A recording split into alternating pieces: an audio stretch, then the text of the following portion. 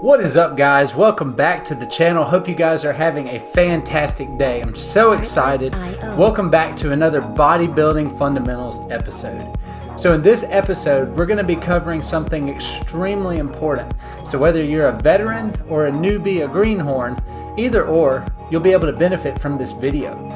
This is stuff I actually have to tell myself often as I kind of pursue my weightlifting journey too. So this isn't just for newbies. This is for people like me who are stubborn and keep refusing to do what I know to do. So basically, just to get the ball rolling, so many people do so many different exercises. If you look at the pro bodybuilders, they're all doing exercises. They're doing the same exercises, each one of them is, but they're doing it in a different way. And so today's video topic is going to be about manipulating exercises to benefit you rather than anyone else. So just to start this video off, I see this all the time in YouTube chat sections, comments everywhere.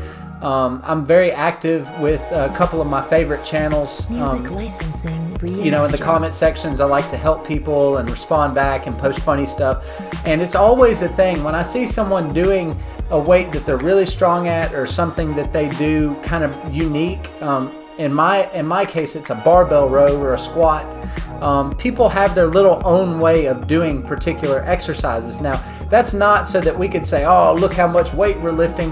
That's more of our body structure fits that movement, and we've found a way to manipulate it to feel it better. So you and I could both do a barbell row, or we could both do a squat. And even though we're both squatting, we're going to be doing it differently. You may be more upright. You may have the bar higher on your traps. I may have my bar more lower. I might bend over a little more. You might bend back a little more. You could push with your heels. I might push with my whole foot. The point is even though all exercises are labeled squat, deadlift, you know, barbell row, bench press, really it's not the same thing. A lot of our champion bodybuilders and some of the biggest physiques on earth have developed physiques manipulating a simple movement like a bench press or a barbell row into their own creation to make them fit their structure. So like for an example, for me, I have a really, really long torso. It's something that was genetic. It's something I had no control over. I also have extremely short legs. That's why when I tell people I squat 600, it's not really hard to believe back in the day because my mechanical advantage favors squats. It favors squats far over deadlift because when I put the bar on my back, I have way less distance to travel since my legs are so short. It's just a small bend and a come back up. So depending on your genetics, depending on, you know, how you are, your bone structure, all of this, it will determine how you should perform a movement. The biggest reason for this video is I hate when I see people who try to imitate other people and they only have, they're not very successful. So they'll copy someone's movement because they saw someone else do it. And then the problem is they're never really progressing. They may stay at the same weight for, you know, 2, 3, sometimes even 4 years and never really put on more muscle. Why? Because they can't overload properly. And one of the biggest components of muscle growth and size and strength is overload. You've got to continuously push your body to push past its previous limitations. So don't get caught in the mindset that you have to do the exercise properly. Form is not everything. If you, for example, do a barbell row and you can only feel it a certain way, then it doesn't matter what anyone else thinks about your barbell row. The reality is you may not be able to activate your lats properly unless you're in a certain position that is unique to you.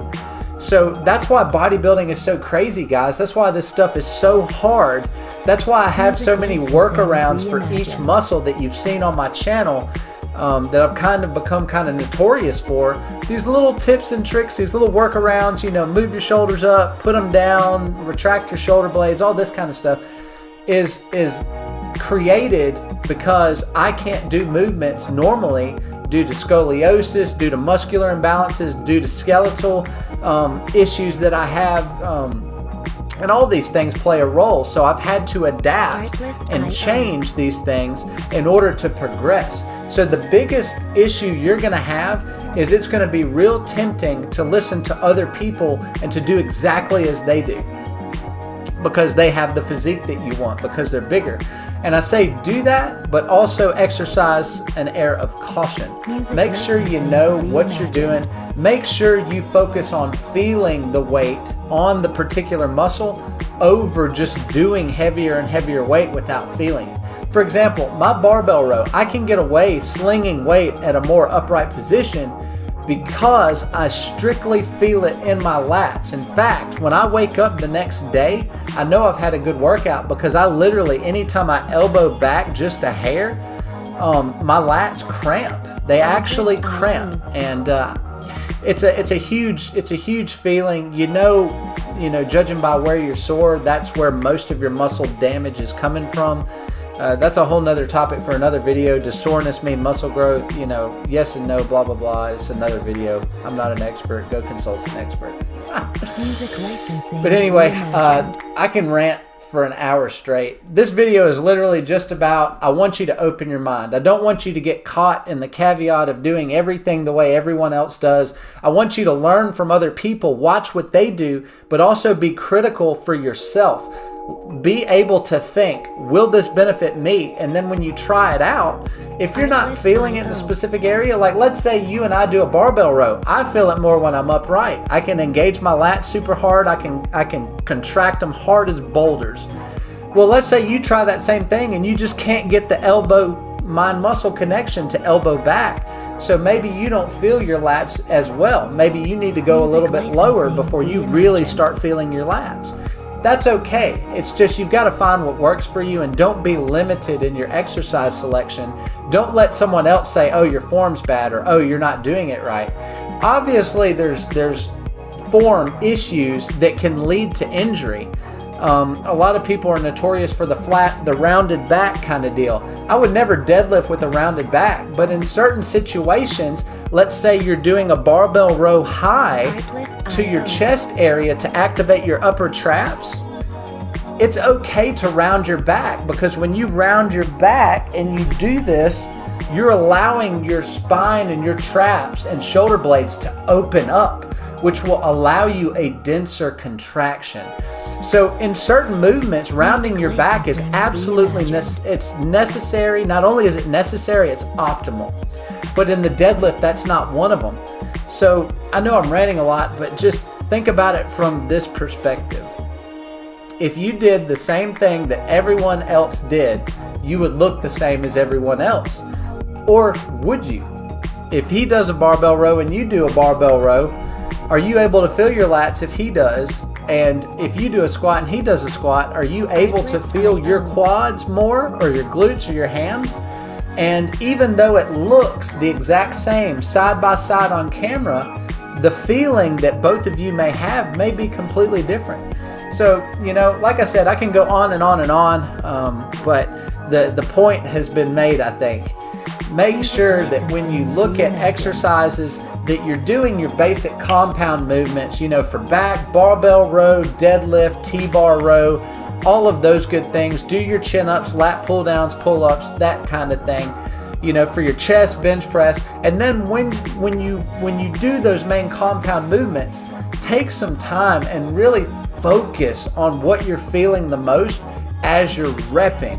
For example, on the barbell row, or on the bench press, the barbell bench press, it's not until I kind of flatten my back. Instead of having an arch on my lower back, I flatten it out completely and I poke my chest out, and that's when I can feel my lower pecs engage the most. Also on dips, I do something similar. I keep my back straight and I really make sure I'm poking out my chest and pulling with my lower pec. It's a distinct little contraction, but I feel it like crazy. But little things like that can make a simple movement into an extraordinary one. And don't get caught into letting people tell you what you can and what you can't do.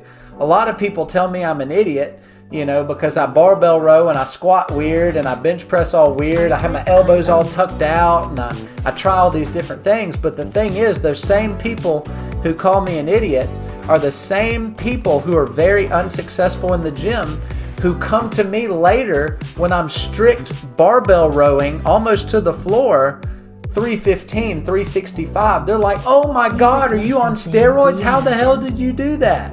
You know, it goes to show you, you know, keep to your practice, keep to your discipline, find what works for you, and don't settle into the lies that other people will tell you because they're not successful. The fitness community is like any other community in the world. When people hear something, regardless of whether it's true or not, they spread the rumor, right? So, oh, I heard someone say that worked for him, so now I'm going to tell everybody I know that it works. And it just doesn't. It's all hearsay. The only thing that works for you is the stuff that you have studied, you have tried, and you have done yourself.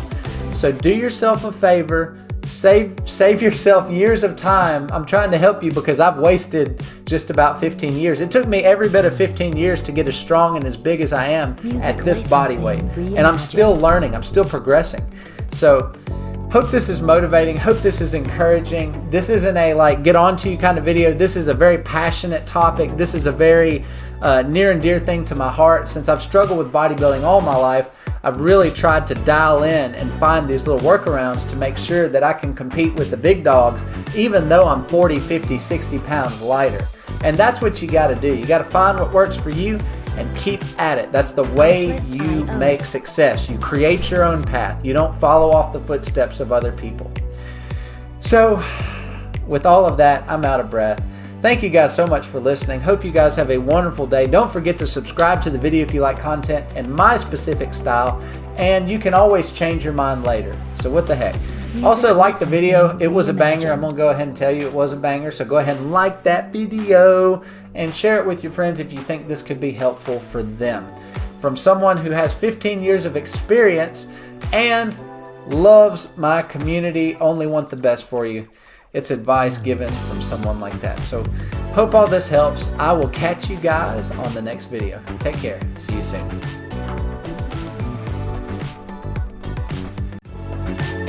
Artlist.io